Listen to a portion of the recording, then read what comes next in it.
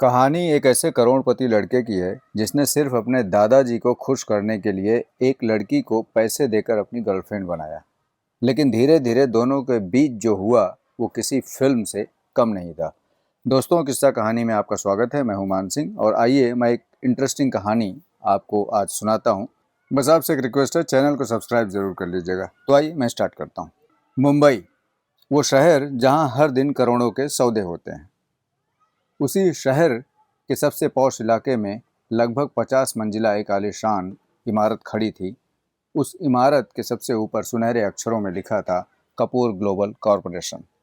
भारत ही नहीं बल्कि America, Japan, Germany, Dubai और यूरोप के कई देशों में इस कंपनी का कारोबार फैला हुआ था। हजारों कर्मचारी, सैकड़ों करोड़ का टर्नओवर और पूरे बिजनेस जगत में एक ही नाम, कपूर परिवार। आज भी इस साम्राज्य की असली पहचान थे धर्मपाल कपूर, जिन्हें पूरा देश सम्मान से दादाजी कहता था। 80 वर्ष की उम्र में भी उनकी आवाज़ में वही रौब था। सुबह 5 बजे उठना, योग करना, समाचार पढ़ना और फिर कंपनी के हर विभाग की रिपोर्ट देखना, ये उनकी रोज की आदत थी। लेकिन पिछले 2 साल में उन्हें एक ही चिंता खाई जा रही थी, उनका इकलौता पोता राज। लगभग 30 वर्ष का, लंबा, स्मार्ट, पढ़ा लिखा और बेहद सफल बिजनेसमैन। विदेश में एमबीए करके लौटा था और पिछले 5 सालों में उसने कंपनी को नई ऊंचाइयों तक पहुंचा दिया था। उसकी बिजनेस समझ पूरी इंडस्ट्री तारीफ करती थी। लेकिन उसकी एक आदत दादाजी को बिल्कुल पसंद नहीं आती थी।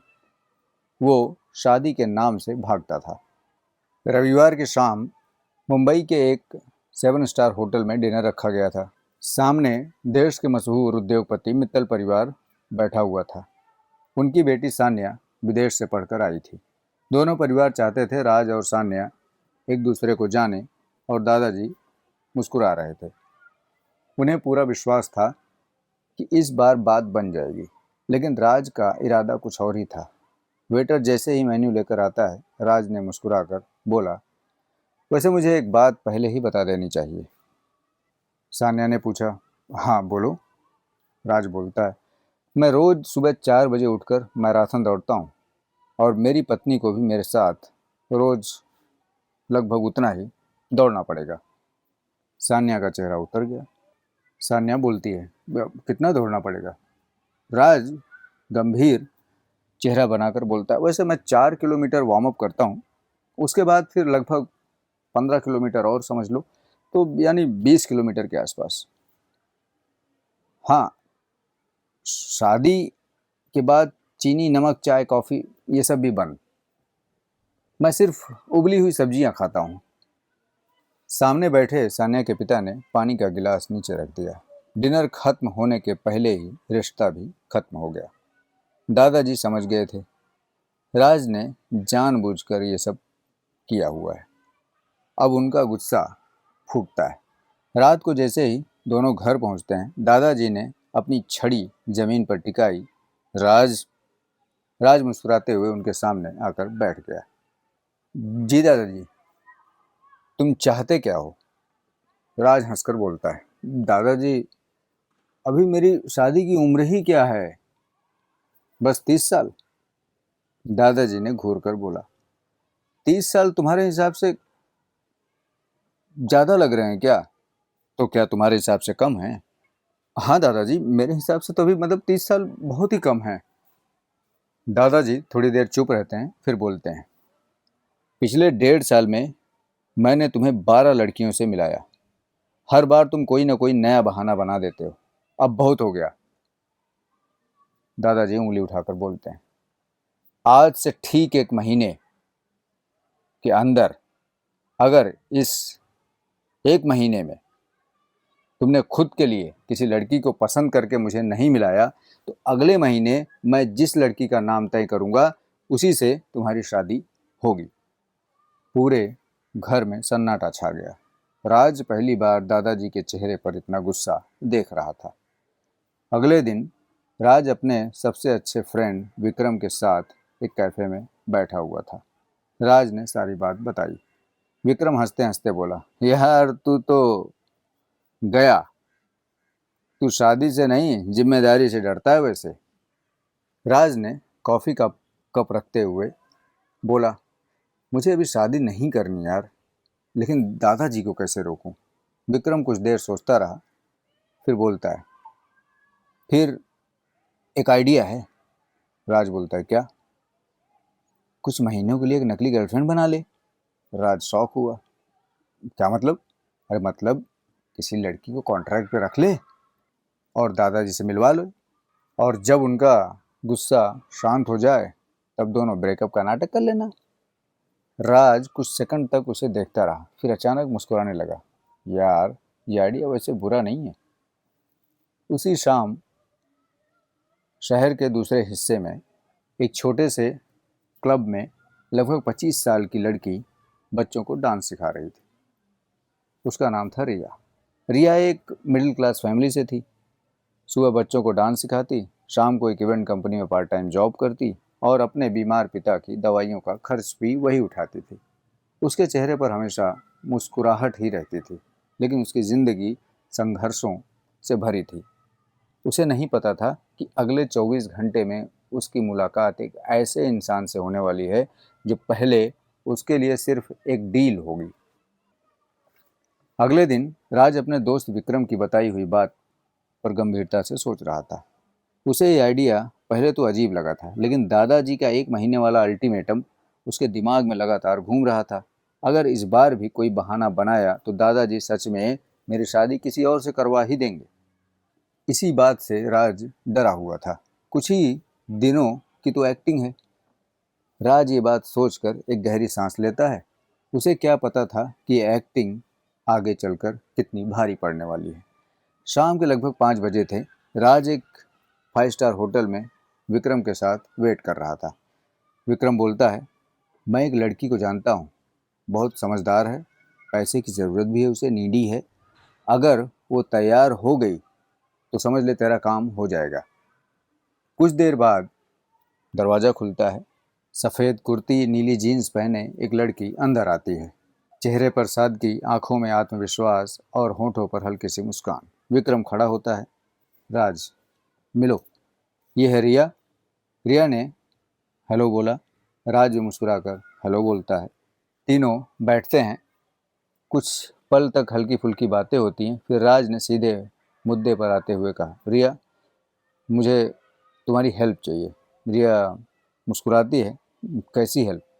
राज कुछ पल चुप रहता है, फिर बोलता है, क्या आप कुछ महीनों के लिए मेरी गर्लफ्रेंड बनने का नाटक करोगी?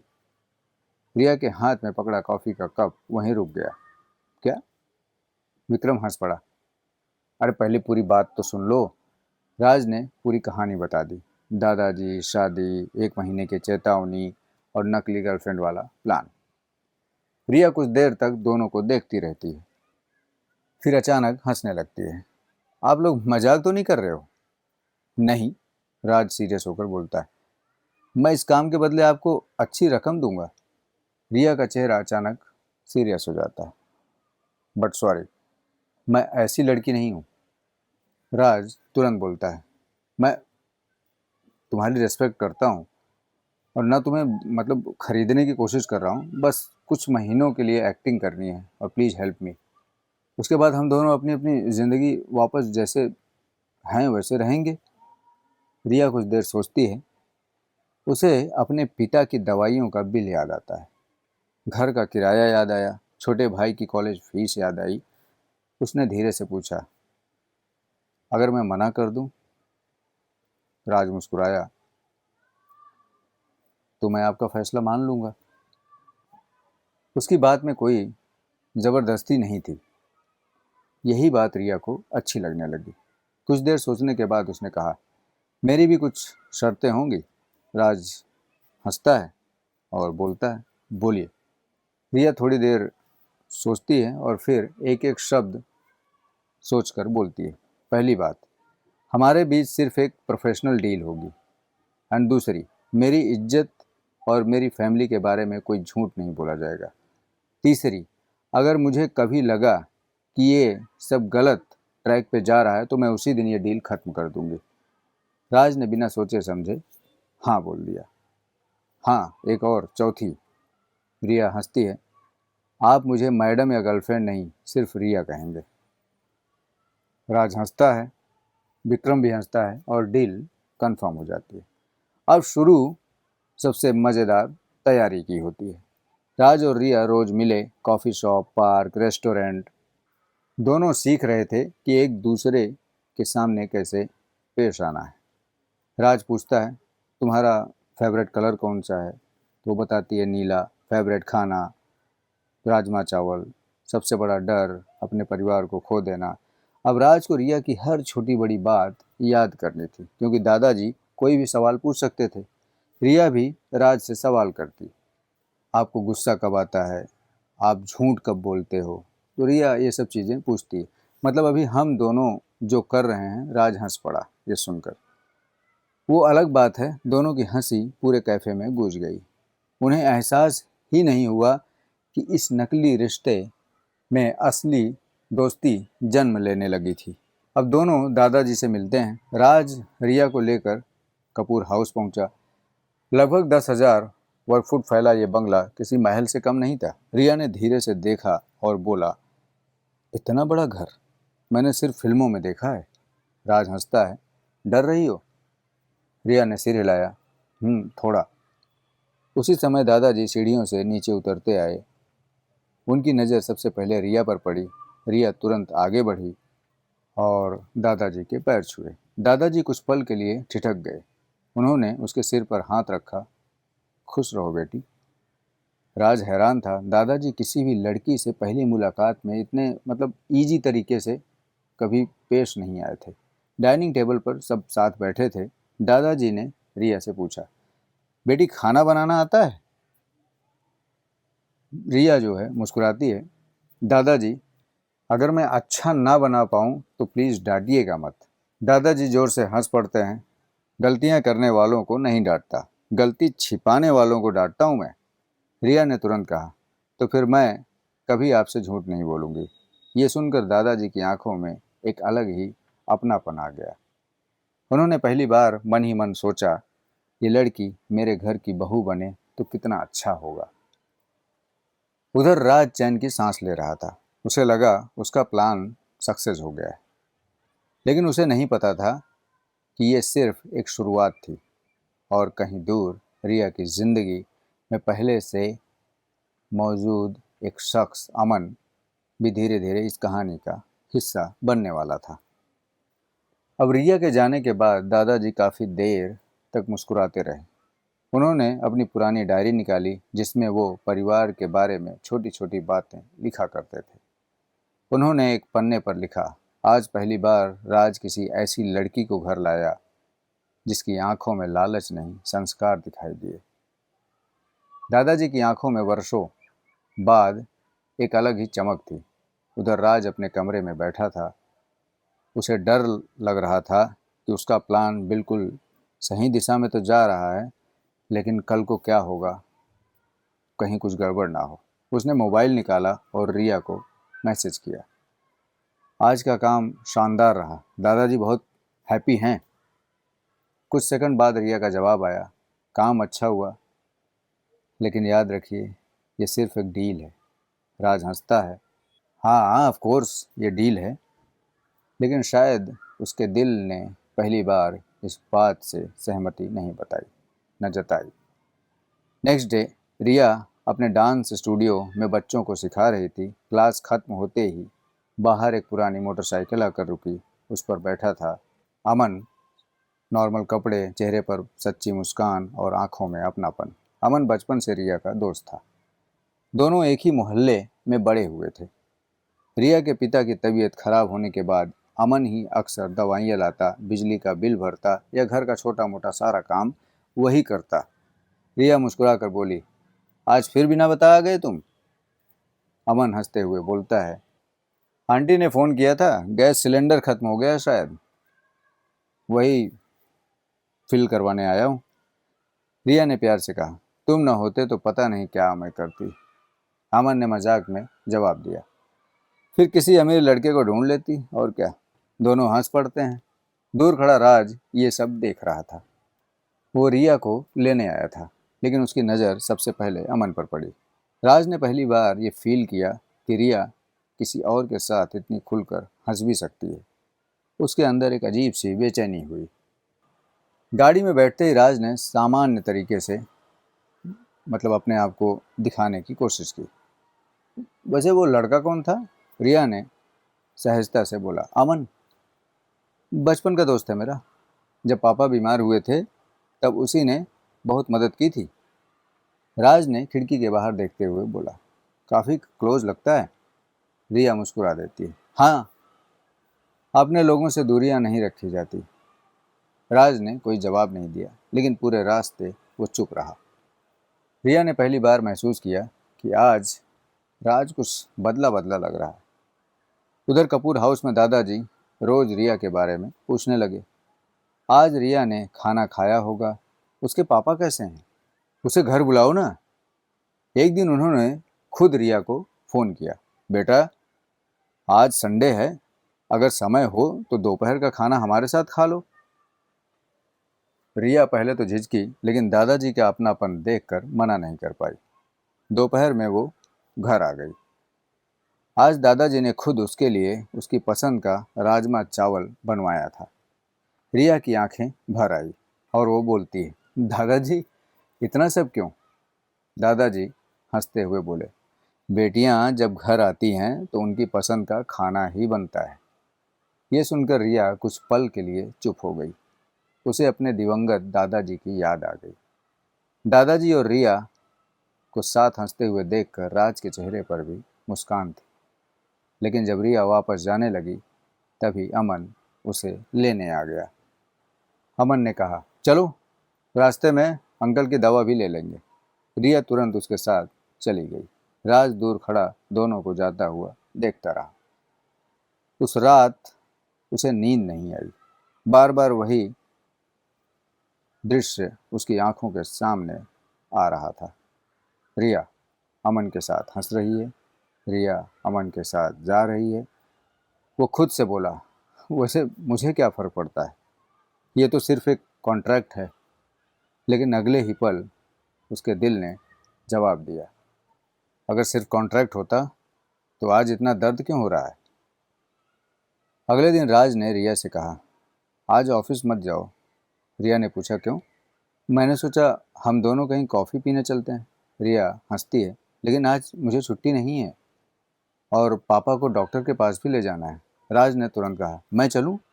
रिया ने हैरानी से उसकी तरफ देखा, आप? राज ने पहली बार बिना किसी दिखावे के कहा, अगर तुम्हें बुरा न लगे तो मैं अंकल से मिलना चाहता हूँ। रिया कुछ पल उसे देखती रही।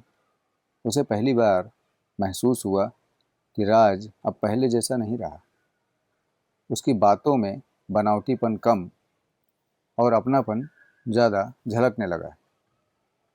लेकिन उसे अभी भी यही लगता था, ये सब शायद किसी दादाजी को खुश करने के लिए, या मतलब अंदर कुछ और होगा, बाहर कुछ और, ऐसा रिएक्ट उसको हो रहा था।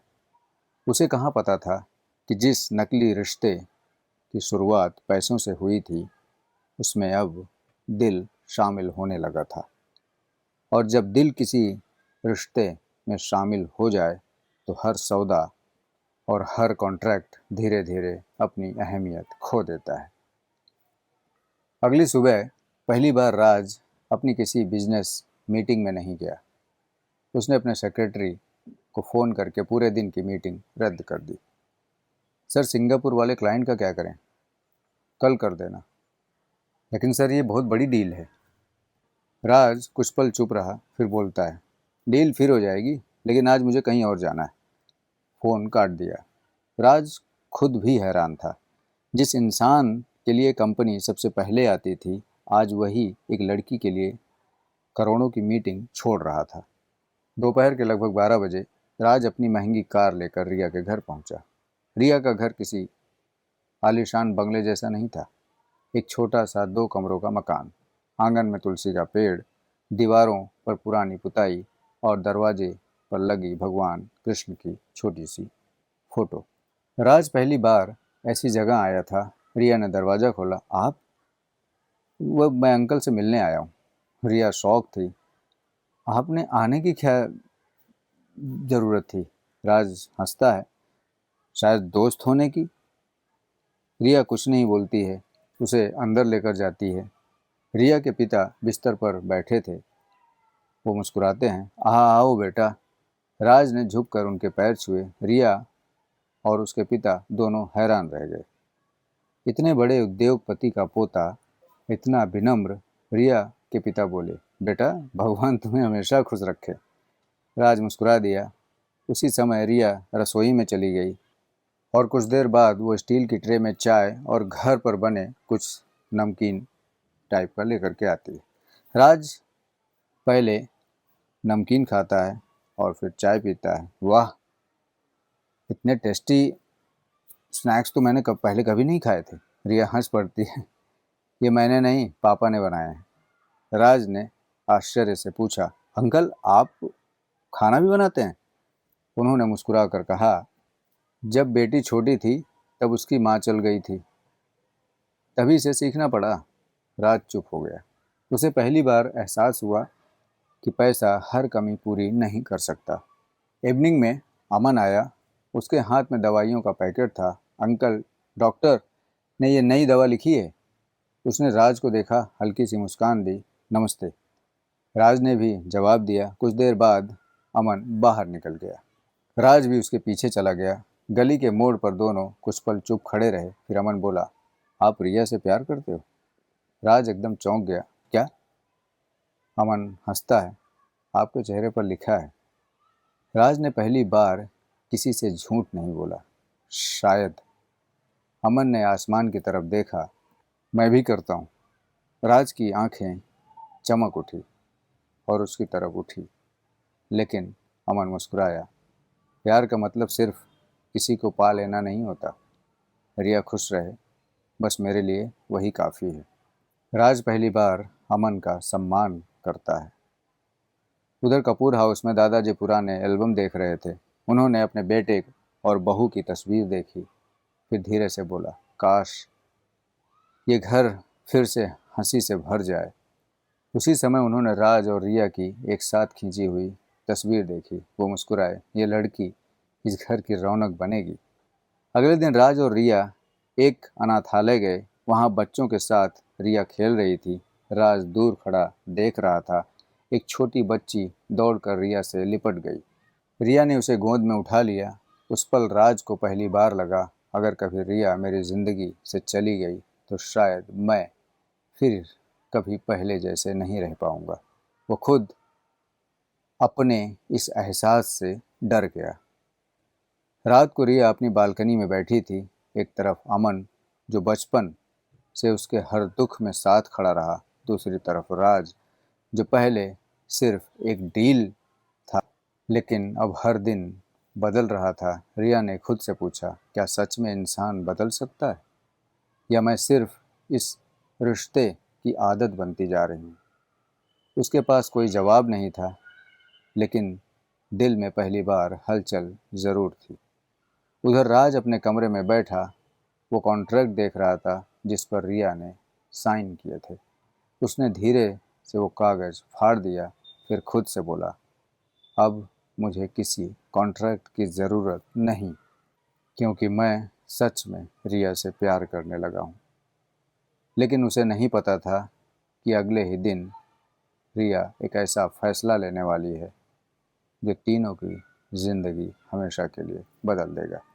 दोस्तों, रिया अब क्या फ़ैसला लेगी, आप लोग कमेंट में ज़रूर लिखकर बताइएगा। और अगली आगे की कहानी सुनने के लिए चैनल को सब्सक्राइब ज़रूर कर लीजिए। मिलते हैं इस कहानी का अगला भाग नई स्टोरी अपलोड के साथ। तो अपना ख्याल रखिए, अपनों का ख्याल रखिए। Thank you very much. See you.